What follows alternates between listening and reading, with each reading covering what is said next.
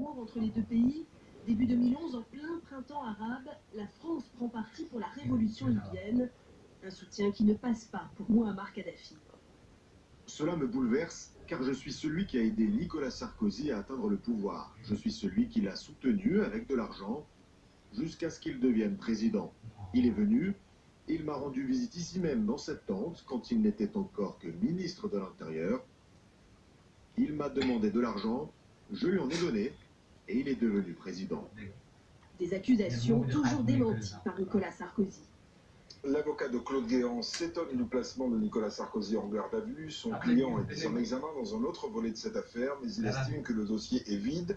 Ce n'est pas l'avis de Laurent Mauduit du site Mediapart.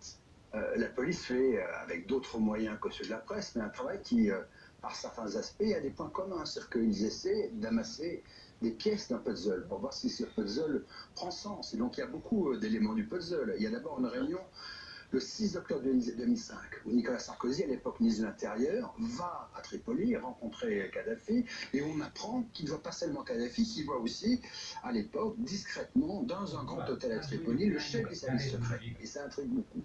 Et évidemment, la police judiciaire a enquêté sur ces éléments.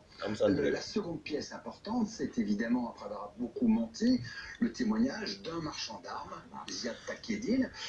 Témoignage, après avoir beaucoup menti, mais ce témoignage est corroboré par d'autres témoignages. Je vous le dira finalement, dans une interview vidéo pour Mediapart, qu'il a remis 3 mallettes, 2 fois à Claude Guéant et 1 fois à Nicolas Sarkozy, pour un total de 5 millions d'euros. Et puis la note dont vous parliez, que Mediapart publie le 28 avril 2012, donc entre les 2 tours de la présidentielle, d'où le tweet de Ségolène Royal auquel faisait allusion, dans lequel le chef des services secrets dit à Saleh, qui est le directeur du cabinet de Kadhafi, voilà, il y a eu des négociations entre Takieddine, Hortefeux et quelqu'un des services secrets, et nous sommes tombés d'accord pour une enveloppe de 50 millions d'euros pour financer la campagne de Sarkozy. La réaction de Claude Guéant, c'est d'abord un étonnement sur la forme, c'est-à-dire mettre un ancien président de la République en garde à vue, j'allais dire mission accomplie ce soir.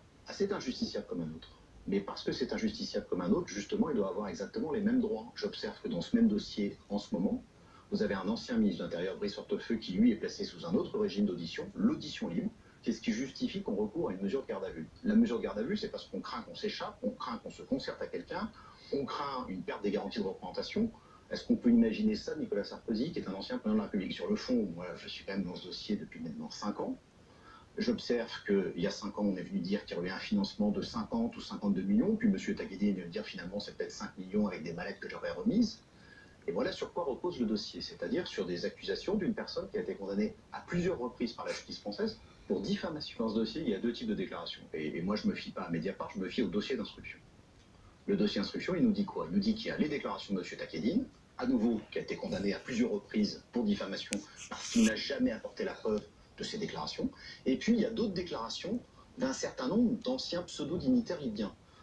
Un mot sur cela. Vous avez notamment M. Abdallah Senoussi, qui est notamment celui qui a témoigné devant la Cour pénale internationale en disant oui, il y a eu du financement libyen. Est-ce que les téléspectateurs savent qui est ce monsieur? Une personne qui a été condamnée par contumace par la justice française dans l'affaire du DC-10 du TA, où il y a des dizaines de nos compatriotes qui sont morts dans le désert du Ténèbres. Voilà le genre de personnes qui viennent aujourd'hui porter des accusations. La campagne de Nicolas Sarkozy en 2006-2007 a marqué les esprits, une campagne hors norme. Certains affirment que ce fut celle de tous les excès. Fanny Reynaud. Officiellement, la campagne 2007 de Nicolas Sarkozy est rentrée dans les clous. 21 millions d'euros ont été inscrits dans ses comptes de campagne. Une campagne qui apparaît pourtant comme hors norme au vu des divers montants dépensés. Le plus gros budget, les meetings, ils auront coûté au total 12 millions d'euros. La campagne de Nicolas Sarkozy en 2006-2007, elle ne ressemble à aucune autre. On parle déjà de campagne à l'américaine, des meetings absolument hors normes. On est presque dans la démesure. Des meetings, il faut se souvenir, on n'avait jamais vu, avec des caméras de télévision absolument partout, une production audiovisuelle.